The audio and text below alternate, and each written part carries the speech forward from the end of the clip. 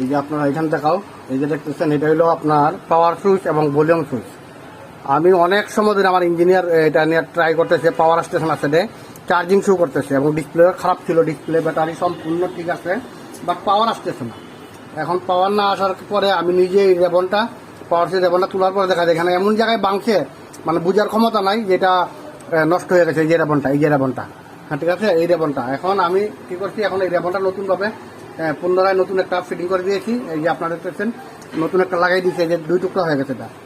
আর আশা করি হয়ে যাবে এখন কিছুক্ষণের ভিতরেই সেটটা, কারণ আমার ইঞ্জিনিয়ারও খুঁজতে পারছে না যে এটা পাওয়ার কেন আসতেছে না। এখন দেখলাম যে একটা রেবন শর্ট হয়ে গেছিলো স্টপ করে। এই গানটা আমার দিতে হবে ডিসপ্লের মাঝে, কারণ ওনার মাদার বোর্ডটা মাঝখানে বোর্ডটা একটু সমস্যা আছে, যার কারণে আমাকে এইভাবেই গান দিতে হবে, যার কারণে আমাকে গামটা অন্যভাবে বসানো লাগতেছে।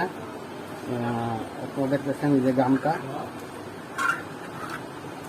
অন্যভাবে বসানো লাগতেছে, বসাই দিচ্ছি ইনশাল্লাহ, আশা করি হবে। এই যে ডিসপ্লে পুরো লাইনটাই আমি বসাই দিচ্ছি, এই ডিসপ্লে বসাই দিলাম, বাকিটা আল্লাহ ভরসা। এই যে ব্যান্ড থাকার কারণে গামটা একটু সমস্যা হয়েছে। এই যে ডিসপ্লেটা আমি বসাই দিলাম, বসছে নিয়ে দেখো তো, হ্যাঁ ঠিক আছে না, আশা করতে বসে গেছে ডিসপ্লে। গাম আছে হাতের মধ্যে, যার কারণে একটু সমস্যা। টিস্যু রাখো না, পেপার রাখো না।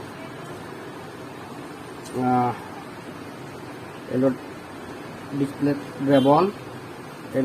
রেবন, যেটা বসাইলাম ভালোভাবে কীভাবে ডিসপ্লে ফিটিং করতে হবে, এটা বাইঙ্গে আনতে হবে এখানে, এই রেবনটাকে এখানে আনতে হবে, যার কারণে এখানে এবার চাপ দিয়া এভাবে বসাইতে হবে। এখন ব্যাটারি বসাইলাম, ডিসপ্লে বসাই দিলাম, এখন চেক করবো আমরা পাওয়ারটা ঠিক আছে কিনা, যেহেতু এটা পাওয়ার লাইনের সমস্যা ছিল, ডিসপ্লের সমস্যা ছিল। বাকি পাওয়ার চলে আসছে, আপনারা দেখতেছেন কমপ্লিট ইনশাল্লাহ। এখন আমি পুরো বডিটা নাটুক লাগাইয়া বডি লাগিয়ে দিব। ডিসপ্লে কমপ্লিট হয়ে গেছে ইনশাল্লাহ, কমপ্লিট।